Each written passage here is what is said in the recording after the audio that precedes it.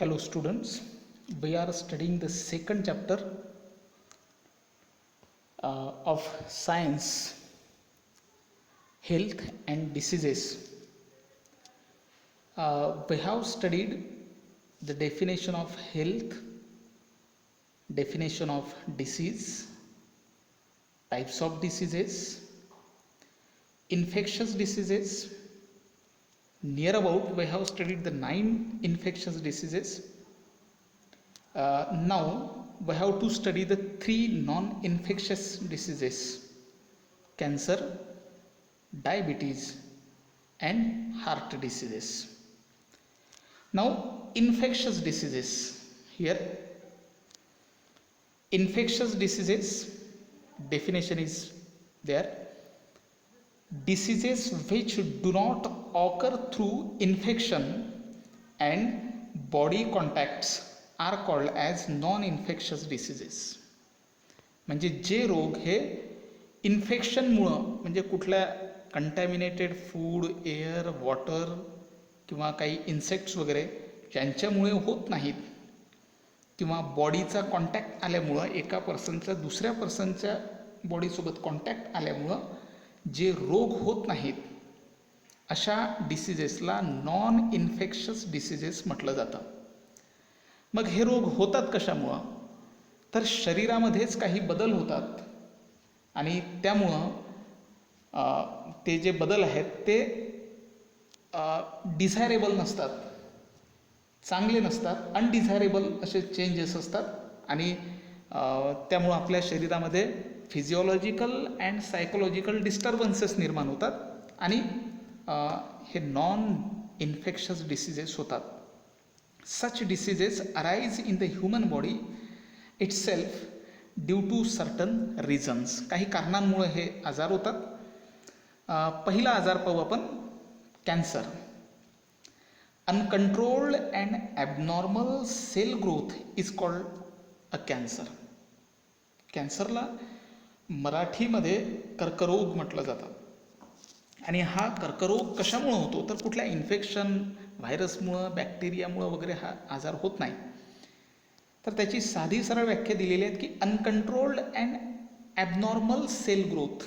आपल्याच शरीरामध्ये जे सेलची ग्रोथ नॅचरली होत राहते ती तशी न होता अचानक काही सेल्स किंवा सेलचे ग्रुप्स हे वाढत जातात, अनकंट्रोल्ड वाढतात आणि ते अनकंट्रोल्डही असतात आणि ॲबनॉर्मल सेल असतात, नॉर्मल सेल नसतात. अशा वेळी कॅन्सर झाला असं आपण म्हणू शकतो. Group or lump of cancerous cells is called as malignant tumour. जे हे अनकंट्रोल्ड जे सेल्स असतात त्यांचा सेलचा ग्रुप असतो किंवा त्याची लंप तयार होते. लंप म्हणजे गाठ तयार होते.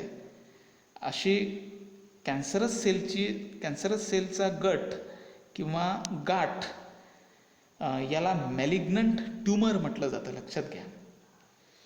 Cancer can occur in various organs like. मग हा कॅन्सर नेमकं शरीरामध्ये कुठं होतो?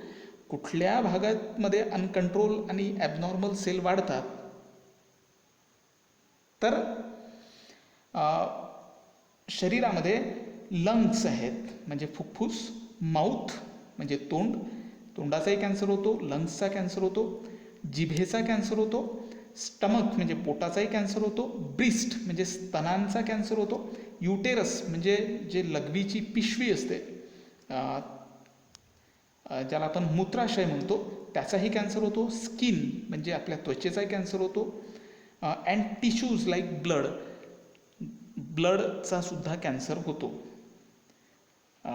त्यानंतर रिझन्स या ठिकाणी दिलेले आहेत की कशामुळं हा डिसीज होतो.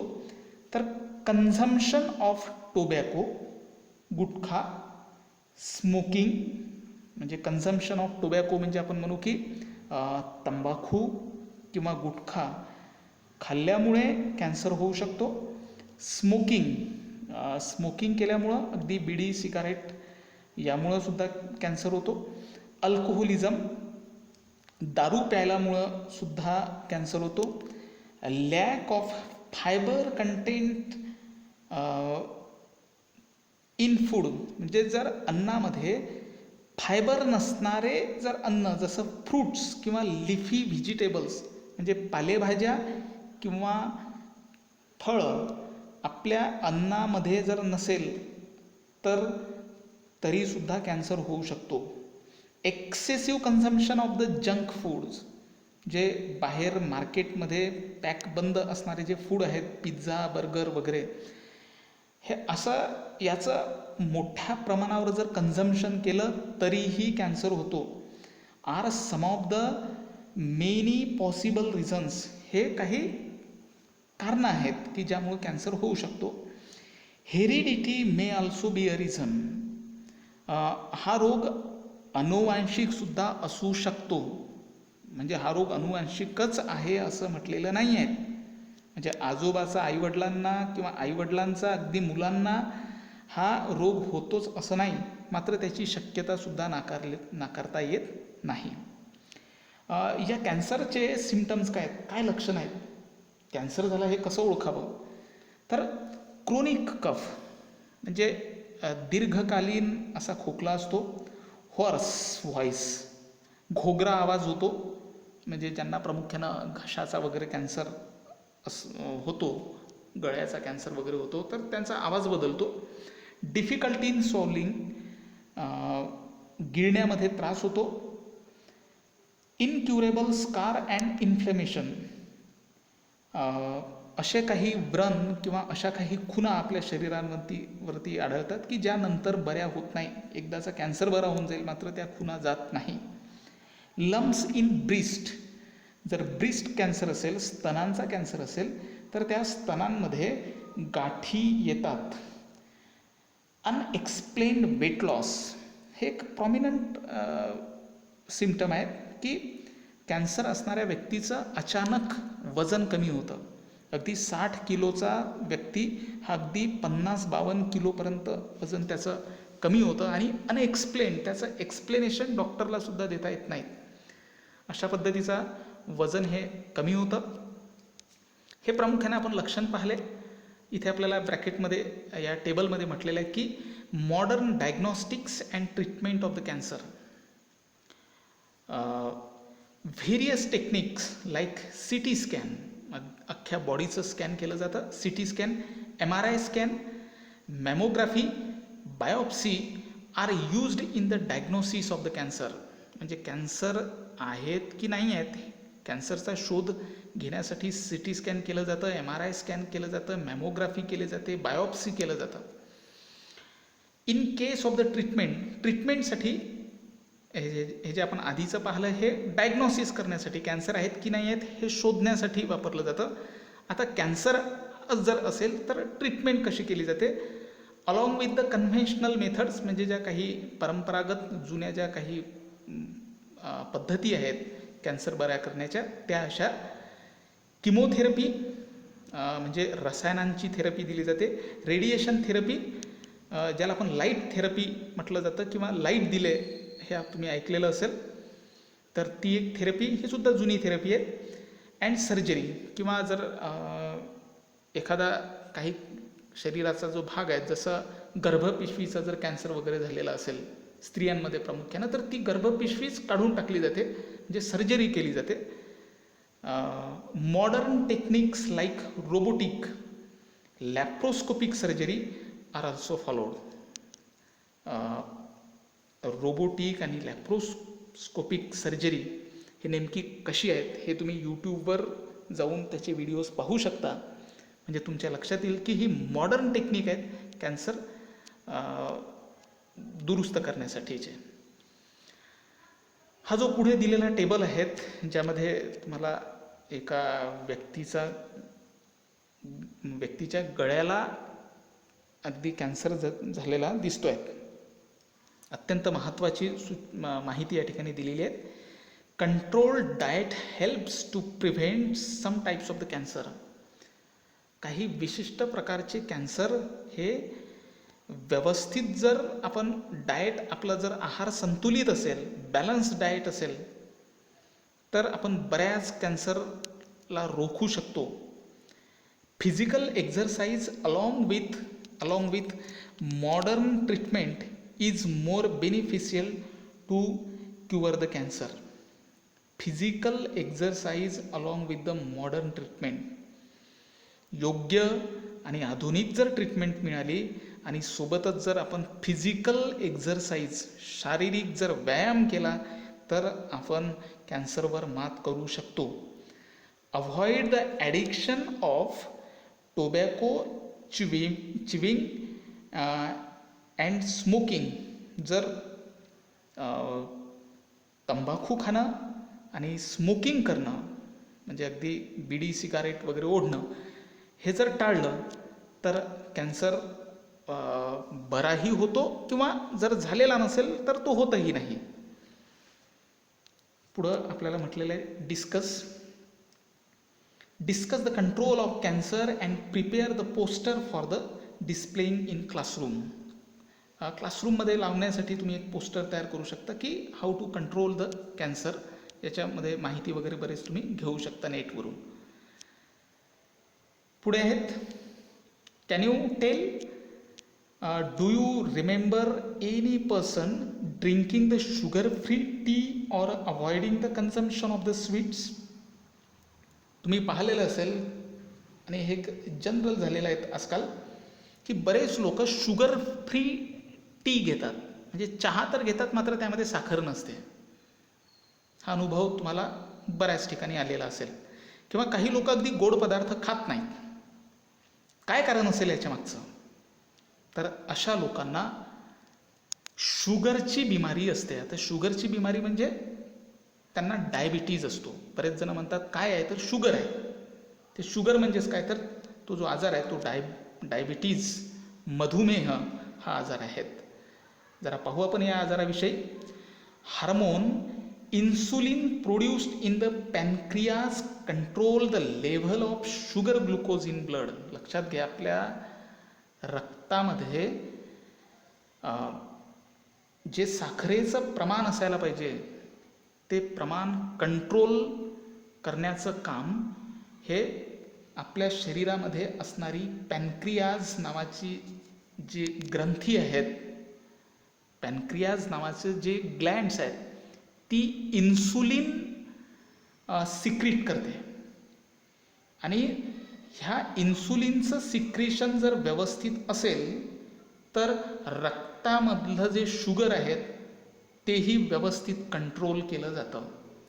मात्र इन्सुलिनचं सिक्रेशन जर कमी झालं तर रक्तामधलं शुगरचं प्रमाण हे कमी जास्त होतं आणि त्यामुळं हा रोग उद्भवतो. If insulin is secreted in low quantity glucose level can not be control. आपल्या शरीरामध्ये अगदी स्मॉल इंटेस्टाईनला अटॅच असणारी पॅनक्रियाज नावाची जी ग्लँड आहेत, तुम्ही हे यामध्ये पाहू शकता. अगदी आपली डायजेस्टिव्ह सिस्टीम असं जर तुम्ही नेटवरती टाकलं तर तुम्हाला त्यामध्ये पॅनक्रियासुद्धा दिसते, जी स्मॉल इंटेस्टाईनमध्ये इन्सुलिन सिक्रीट करते. तर हे इन्सुलिनचं सिक्रेशन जर कमी झालं तर ग्लुकोजची लेव्हल बिघडते रक्तामधली आणि ह्या डिसऑर्डरला डायबिटीज म्हटलं जातं. मग या डायबिटीजचे काय लक्षण आहेत? Symptoms which can not be ignore. हे असे काही लक्षण असतात की जे आपण दुर्लक्षित करू शकत नाही. Frequent urination at night. रात्रीने वारंवार लघवी येणे. तुम्हाला जर एखाद्या वेळेस रात्रीने वारंवार लघवी येत असेल तर तुम्हाला डायबिटीज झाला आहे असं म्हणता येत नाही. एखाद्या दिवशी पाणी आपण भरपूर पितो त्यामुळे आपल्याला रात्री वारंवार लघवी येते. मात्र हे प्रामुख्यानं जे वयस्कर लोक आहेत यांना हा जर त्रास बऱ्याचदा होत असेल, फ्रिक्वेंट युरिनेशन वारंवार जर त्यांना लघवी येत असेल, इन्क्रीज्ड ओबेसिटी लठ्ठपणा वाढलेला असेल आणि जर वजन कमी झालेलं असेल तर डायबिटीजचे ते लक्षण आहेत, हे एक लक्षात घेतलं पाहिजे. रिझन फॉर डायबिटीज, काय रिझन आहेत, का होतं डायबिटीज? तर हेरिडिटी हा एक अनुवांशिक सुद्धा आजार आपण म्हणू शकतो. मागच्या पिढीपासून पुढच्या पिढीमध्ये हा आजार येऊ शकतो. ओबेसिटी, लठ्ठ असणाऱ्या व्यक्तींमध्ये प्रामुख्यानं हा शुगरचा, डायबिटीजचा प्रॉब्लेम असतो. लॅक ऑफ फिजिकल एक्झरसाइज, शारीरिक व्यायाम न करणं किंवा अतिशय कमी करणं हे सुद्धा एक याचं कारण आहेत. आणि मेंटल स्ट्रेस, खूप तणावामध्ये राहणं, यामुळं सुद्धा डायबिटीज होतो. प्रिव्हेंटिव्ह मेजर्स, हा रोग होऊ नये म्हणून काय करता येईल, तर following the proper diet, medicine and exercise under the supervision of doctor helps to keep the diabetes under control. म्हणजे हा आजार होऊ नये यासाठी योग्य आहार, औषधं, फिजिकल एक्झरसाइज, तेही डॉक्टरच्या सल्ल्याने, आपल्याच मताने नाही, डॉक्टरच्या सल्ल्याने जर व्यवस्थित संतुलित आहार घेतला, व्यवस्थित कमी प्रमाणात औषधं आणि शारीरिक व्यायाम जर चांगला केला तर या रोगावरती कंट्रोल मिळवता येतं. त्यानंतर काही माहिती दिलेली आहेत, काही फॅक्ट्स दिलेले आहेत की India has largest number of diabetes patient in the world. जगामध्ये सर्वात जास्त जर डायबेटिक पेशंट, मधुमेहाचे जर रोगी असतील तर ते भारतामध्ये आढळतात. लक्षात घ्या. ॲट प्रेझेंट, सध्या स्थितीमध्ये approximately 7 crore diabetes patients are present in the country. आपल्या देशामध्ये सध्या 7 कोटी लोक हे डायबिटीजने ग्रस्त आहेत. ही अत्यंत काळजी करणारी गोष्ट आहे. इंटरनेट माय फ्रेंड, इथे म्हटलेलं आहे की watch the various videos giving the information about diabetes on internet, note important information and present it in the class using the MS PowerPoint presentation.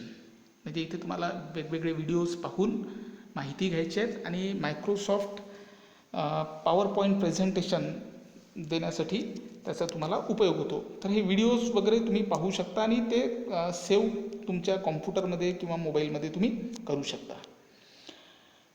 तिसरा नॉन इन्फेक्शस डिसीजेस आपल्याला अभ्यासायचा आहे.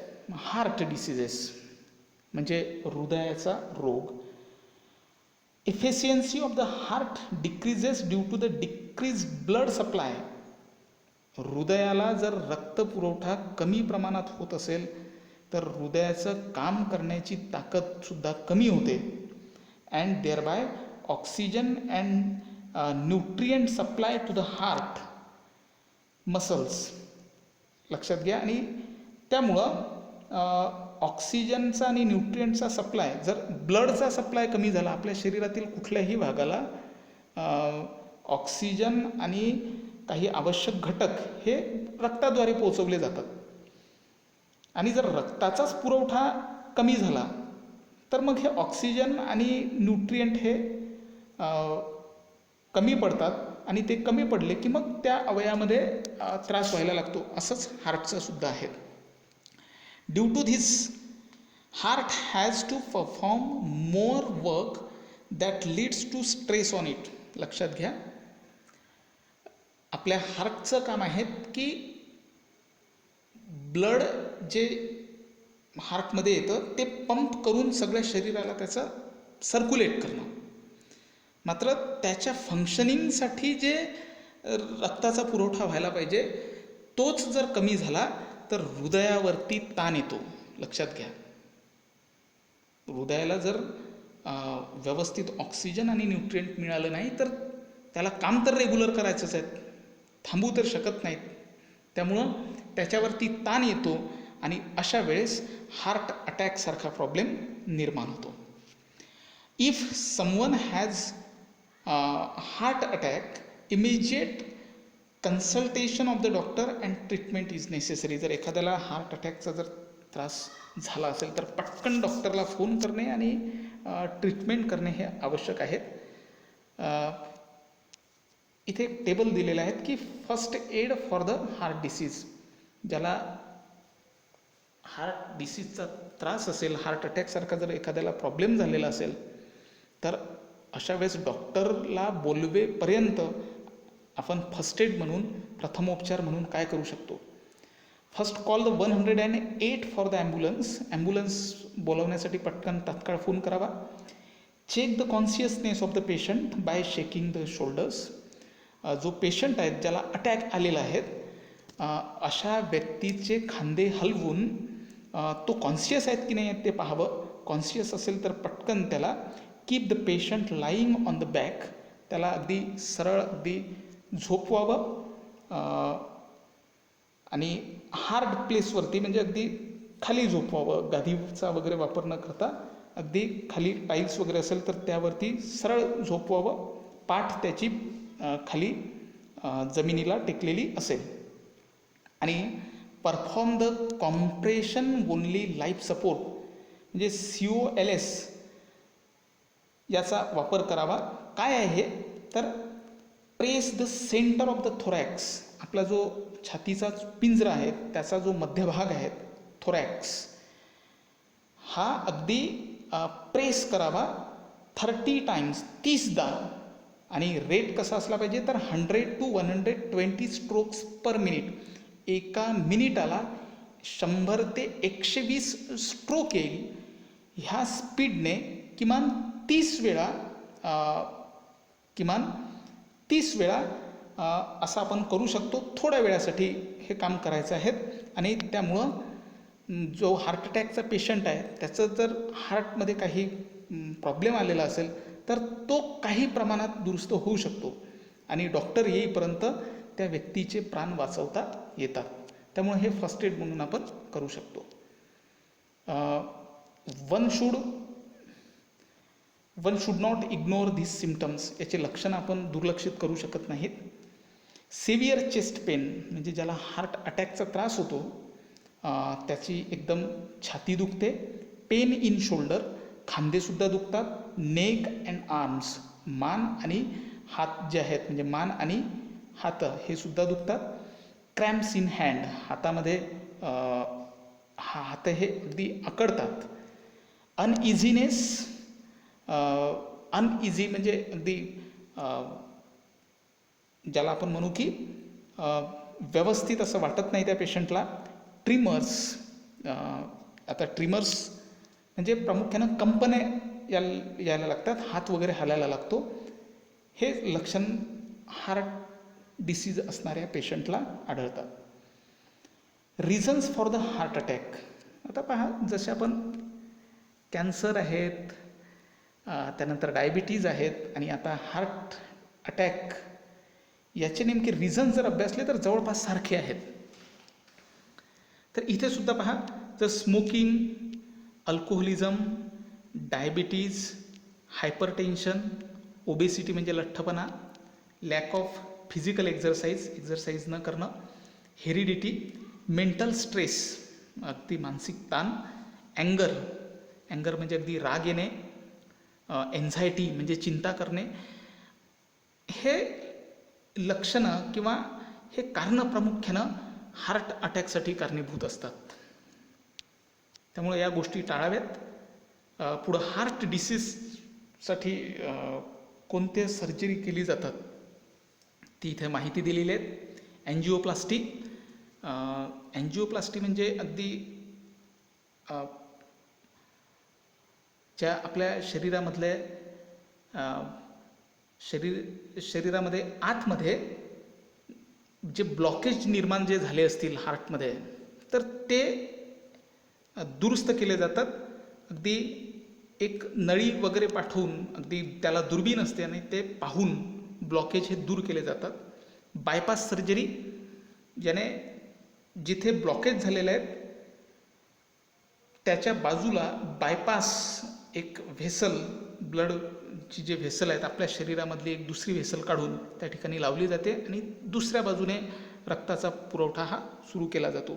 ओपन हार्ट सर्जरी, इथे सुद्धा मशिनरीचाच उपयोग करून हार्टमधले faults हे दूर केले जातात. हार्ट ट्रान्सप्लांट, अगदी हृदयाचं सुद्धा प्रत्यार्पण केलं जातं, म्हणजे दुसऱ्याचं हृदय लावलं जातं. ह्या काही किचकट प्रक्रिया आहेत. Installation of the stents, installation of the pacemaker, म्हणजे इथे इन्स्टॉलेशन ऑफ पेसमेकर म्हणजे इलेक्ट्रिकल हार्टबीट्स प्रामुख्यानं वापरले जातात. तर हे angioplasty, bypass surgery, open heart surgery, heart transplant, installation of stents and installation of pacemakers या संदर्भातली माहिती तुम्ही यूट्यूबवरून किंवा गुगलवरती शब्द टाकले की तुम्हाला या संदर्भातली डिटेल माहिती मिळते. ती माहिती तुम्ही मिळवावी. पुढे इथे एक माहिती दिलेली आहे त्या टेबलमध्ये, ही सुद्धा अत्यंत महत्त्वाची आहे. Each disease has a specific scientific reason. प्रत्येक आजाराला एक शास्त्रीय कारण असतं. Disease do not occur due to divine curse or hating by anyone. Disease हा, कुठलाही रोग हा कुठल्या देवाचा कोप असल्यामुळं किंवा काही एखाद्या व्यक्तीचा हेट केल्यामुळं, म्हणजे एखाद्या व्यक्तीला दुर्लक्षित केल्यामुळं वगैरे हा काही आजार होत नाहीत, लक्षात घ्या. Disease can be cured by proper medical treatment. Medical treatment घेतल्यानेच आजार हा बरा होतो, and not by chanting the mantras or performing the magic tricks. कुठल्याही प्रकारचा मंत्रोच्चार केल्याने किंवा मॅजिक ट्रिक्स मुळे, म्हणजे जादूचा काही जादूटोणा केल्यामुळे कुठलाही आजार बरा होत नाही. त्यासाठी मेडिकल ट्रीटमेंट हाच योग्य मार्ग आहेत. इथे ही माहिती आपण घेतलेली आहे. त्यानंतर collect the information. Have you ever seen your grandparents taking the decoction? Discuss about it with them. तुम्ही तुमच्या आजोबांना कधी काही औषध वगैरे तयार करताना, चाटण तयार करताना, काही काढा वगैरे तयार करताना पाहिलेलं असेल. Collect the information from your grandparents. तुमच्या आजी आजोबांपासून तुम्हाला माहिती मिळवायची आहे. About use of aloe vera. कोरफडीचा वापर, टर्मरिक म्हणजे हळद, जिंजर, अद्रक, गार्लिक, लसूण या सगळ्या बाबींचा आपले आजी आजोबा वापर करून काही काढा किंवा काही चाटण तयार करतात. तर त्यांच्याकडून ही माहिती घ्यायची आहेत आणि ती लिहायची आहेत. Internet my friends. Collect the information about different methods of the treatment like Ayurveda, homeopathy, natural healing, allopathy and Unani.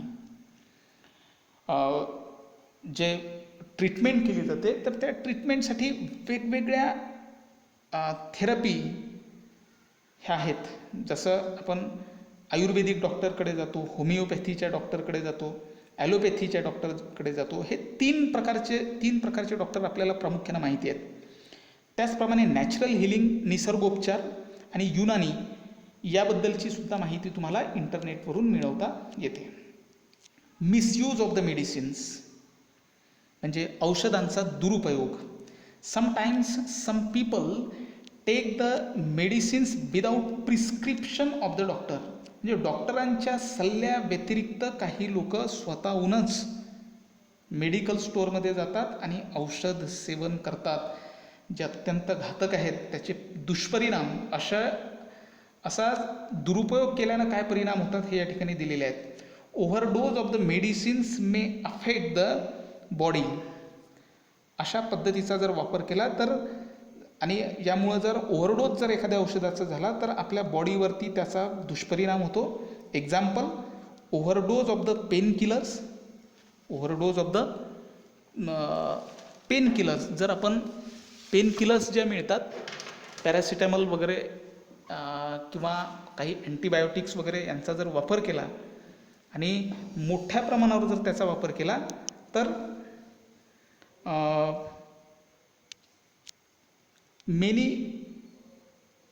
म्हणजे it damages the nervous system. ते नर्वस सिस्टीम डॅमेज करतात.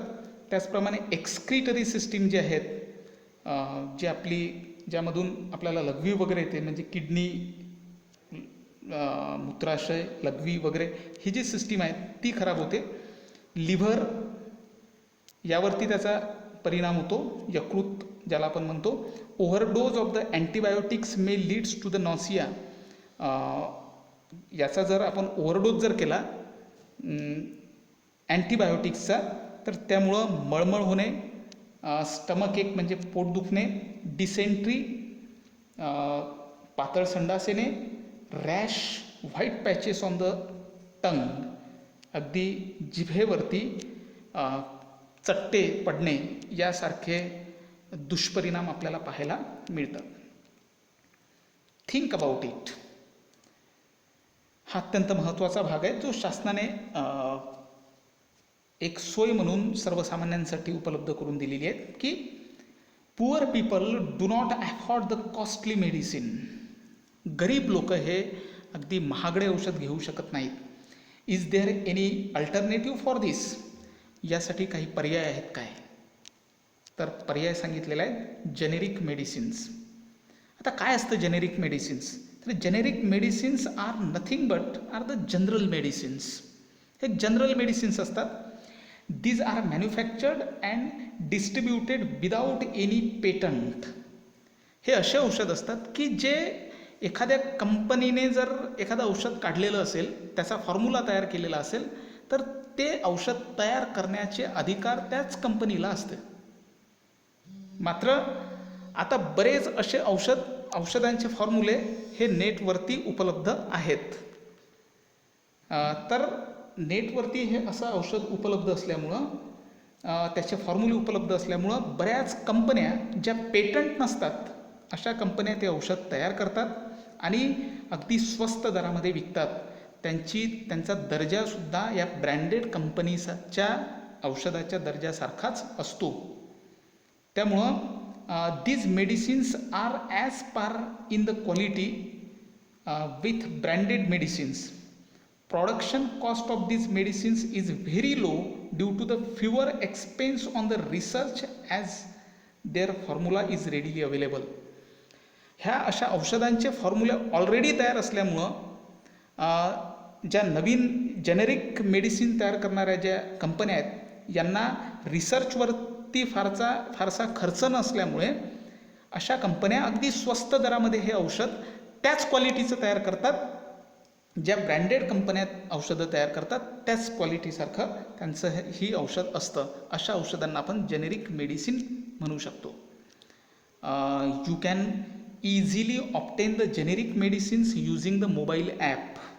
मोबाईल जर ॲप तुम्ही तुमच्या मोबाईलवरती प्ले स्टोअरवरून डाउनलोड केले, हेल्थ कार्ट आणि जनसमाधान, तर यावरून सुद्धा तुम्हाला जेनेरिक मेडिसिन अवेलेबल होऊ शकतात. म्हणजे माहिती त्याबद्दलची तुम्हाला मिळते आणि नंतर ते बोलावता येतात. शेवटचा पार्ट या प्रकरणामधला की लाईफस्टाईल अँड डिसीजेस हा एक अत्यंत महत्त्वाचा भाग आहे. Lifestyle and diseases. Lifestyle includes the daily routine and the type of the food.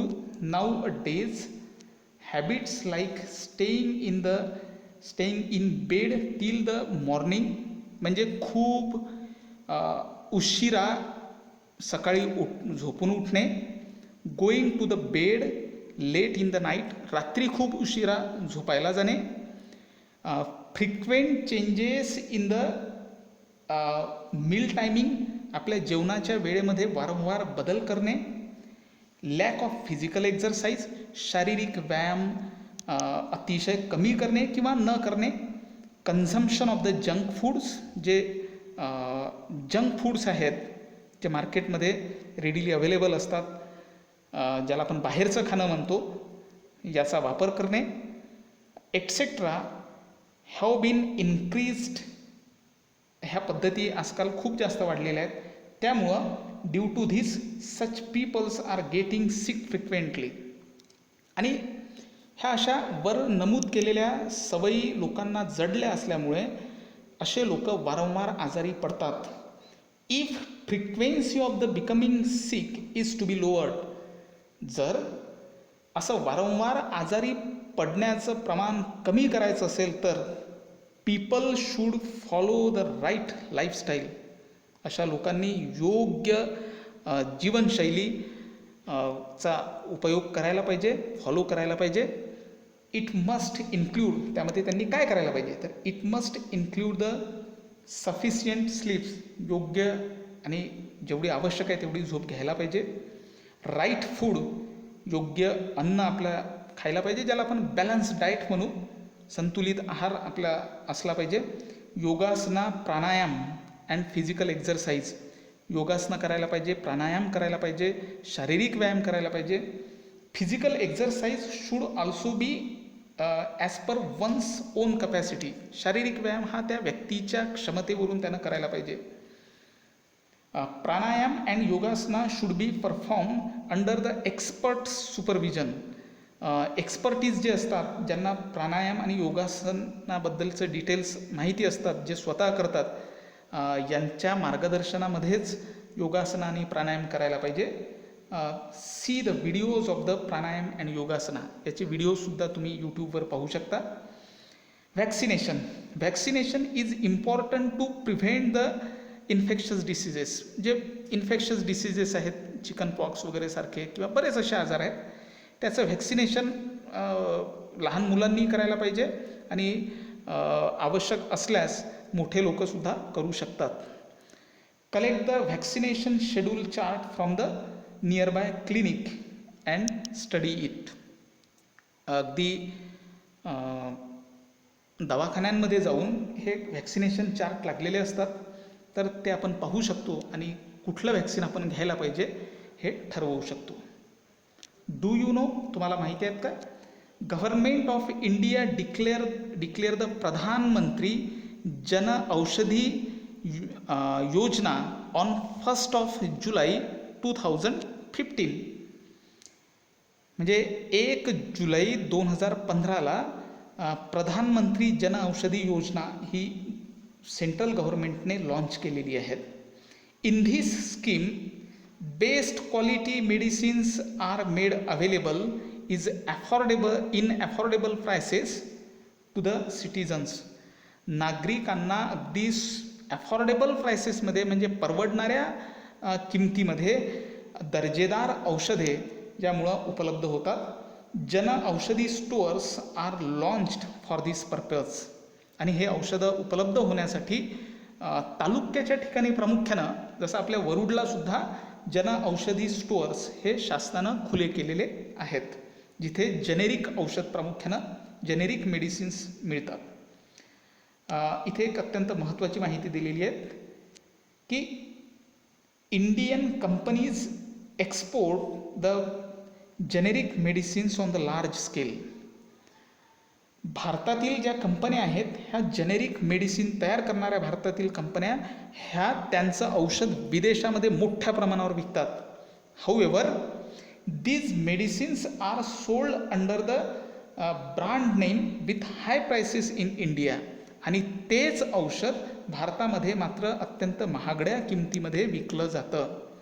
In America 80% medicines used are generic.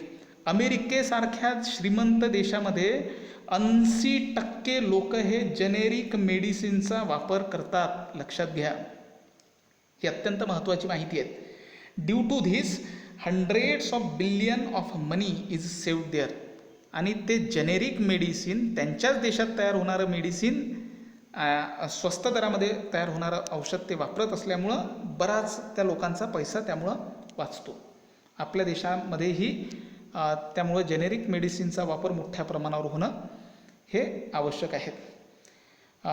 Let us celebrate the health awareness days. काही days या ठिकाणी दिलेले आहेत, जसं 7 एप्रिल हा वर्ल्ड हेल्थ डे म्हणून पाळला जातो. 14 जून हा वर्ल्ड ब्लड डोनेशन डे म्हणून पाळला जातो.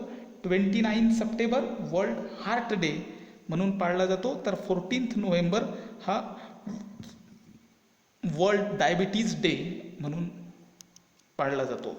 म्हणजे हे WHOने रेकग्नाईज केलेले दिवस आहेत, ज्यावरती हे दिवस साजरे केले जातात. शेवटचा पार्ट या प्रकरणामधला, understand the importance blood donation. रक्तदानाचं महत्त्व काय आहेत. जेव्हा आपल्याला रक्तदानाचं महत्त्व समजेल तेव्हा आपण रक्तदानसुद्धा मोठ्या प्रमाणावर करू शकतो.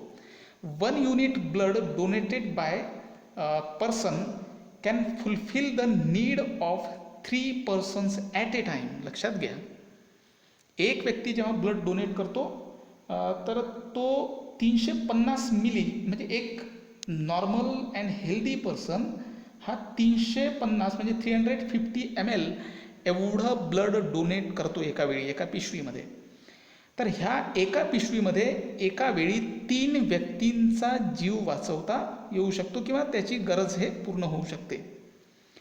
For example, RBCs, WBCs and platelets.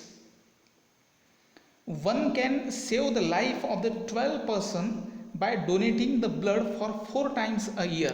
एक हेल्दी व्यक्ती एका वर्षामध्ये 4दा ब्लड डोनेट करू शकतो आणि एकदा डोनेट केलेल्या ब्लडने त्याचा फायदा 3घांना होतो. तर 4दा ब्लड डोनेट केलं वर्षभरात तर त्यामुळं 12 लोकांना त्या एका व्यक्तीने ब्लड डोनेट करण्याचा फायदा होतो. त्यामुळं ब्लड डोनेशन करणं हे अत्यंत आवश्यक आहेत. या पद्धतीने हे आपलं प्रकरण या ठिकाणी संपलेलं आहे. इथे एक्झरसाइज दिलेला आहे. हा एक्झरसाइज तुम्ही सहज सोडवू शकता. प्रकरण मी तुम्हाला व्यवस्थित सांगितलेलं आहे. काही अडचणी असतील तर मला तुम्ही विचारू शकता आणि हा जो दिलेला एक्झरसाइज आहे हा एक्झरसाइज तुम्हाला तुमच्या नोटबुकमध्ये सॉल्व करायचा आहे. धन्यवाद.